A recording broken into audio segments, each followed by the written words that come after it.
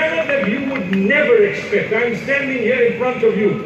When I was studying here in the 90s, I would never have dreamt in the wildest of my dreams that a day would come when a boy who grew up not too differently from all our boys and girls here would actually be able to click a button on his phone and reach more than 50 million people in a short space of time. And I'm not saying it because I want to blow my own trumpet. As you notice, I have a nose and not a trumpet. But what I'd like to say it for is to encourage the young boys and girls. They say the sky is the limit. I say no, beyond the sky is our limit. We will get to Jannatul Firdaus. Don't think that it is not possible to achieve way more than what you dream about, because Allah will allow that to happen. I want to also encourage the young who are here to say, please go back and study the life of Marhum Muhammad Bhai and the others who had this concern. Look at where they were when they were babies. Go back and look at it. Check what type of schools they went to, if any at all. And check it what happened to them. Look, because when you read how simple their lives were, yet they achieved more than superstars of today, you need to realize that no matter how simple your life is or was, in whichever village it may have been, in a corner of whichever state it may have been, remember, you have an equal opportunity by the will of Allah subhanahu wa ta'ala that was given to you by the Almighty through the efforts of those who thought of the future. May Allah accept it from them. You, my beloved children who are here, we would like to see you grow. We want to see the future very bright. And we are here as adults, all of us. And those who are here seated, it is a celebration of 25 years. When we get to a celebration of 50 years, we may not be here to witness it. But we know that by the will of Allah, many of you who presented today perhaps will be the dignitaries sitting on the stages. You will be here, and the growth will be such that perhaps we will need a venue 10 times the size of what we have today in order to celebrate the 50th year.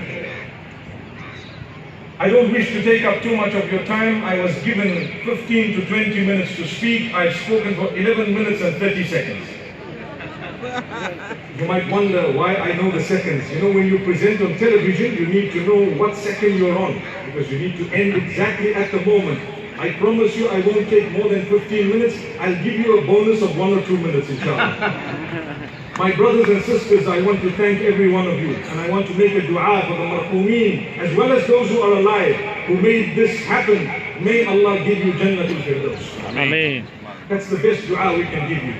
And I want to also make a dua for all those amongst us who are doing good work. There are so many. For the deen, for the benefit of Islam and the Muslims, for the benefit of humanity, for the benefit of the nation, no matter what it is. May Allah subhanahu wa ta'ala grant you the same.